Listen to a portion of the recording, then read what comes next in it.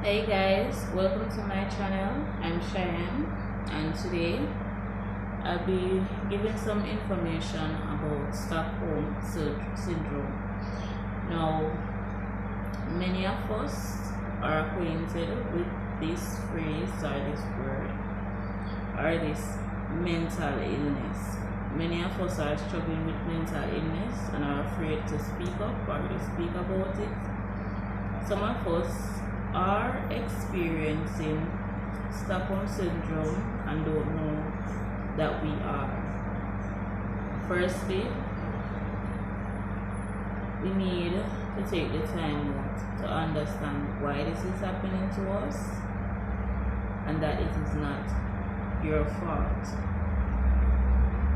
Okay, Stockholm syndrome is something that happens to you mentally when you are being abused, whether physically, emotionally, verbally, sexually, by someone, and you find yourself feeling sympathetic or, as Jamaicans would say, sorry for the person, or going back to them after they've abused you or hurt your feelings.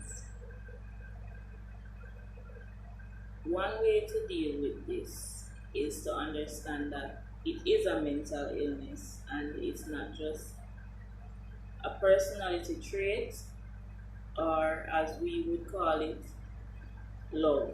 It is not love. Okay, love is happiness and love is kindness, not abuse and recklessness towards each other, whether it be your friend, family, or your partner. Now, children grow up feeling that abuse is okay. In most cases in our country, abuse is mistaken sometimes for discipline. So when you have a child and you bring that child up by kicking or thumping or slapping them around to teach them right from wrong, and then by in the evening you're gonna give them a sweet or befriend them up. This is not right. It is not right. Discipline is different from abuse. It's when a child is abused, when they grow up, it is very hard for them to function in society. And we need to emphasize on the fact that every human being who has Stockholm syndrome, 99% of the time they have childhood trauma that are unresolved.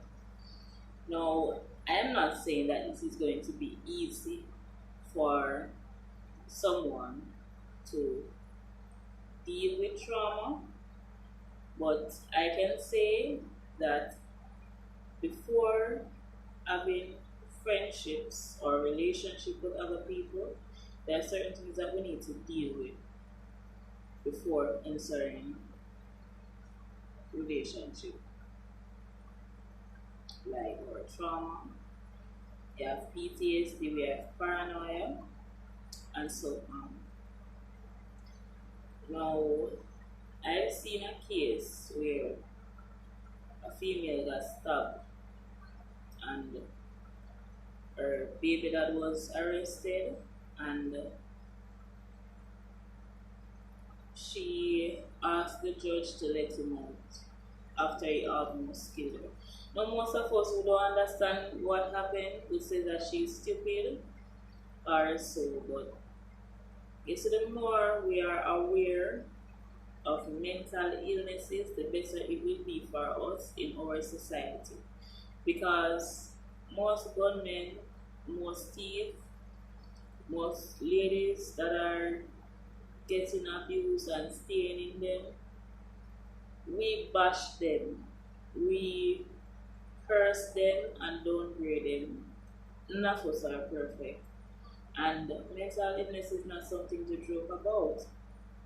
Now, I just want to bring awareness about this mental illness, and so the next time we see someone who is getting abused and staying in that relationship, not leaving, not knowing what to do, you ask them, why don't you leave? And they keep saying, oh, I have nowhere to go, or he has changed, or he wasn't like this.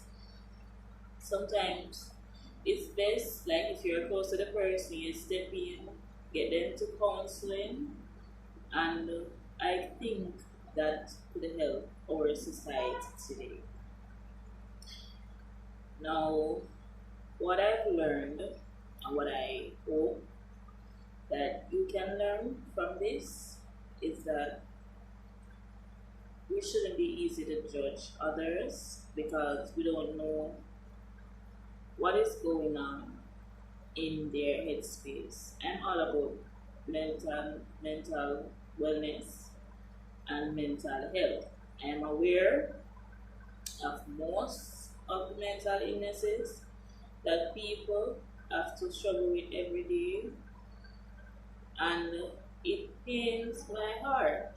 Even we have these young ladies getting killed, like the Donnelly situation, where her mom tried to warn her to leave this guy alone.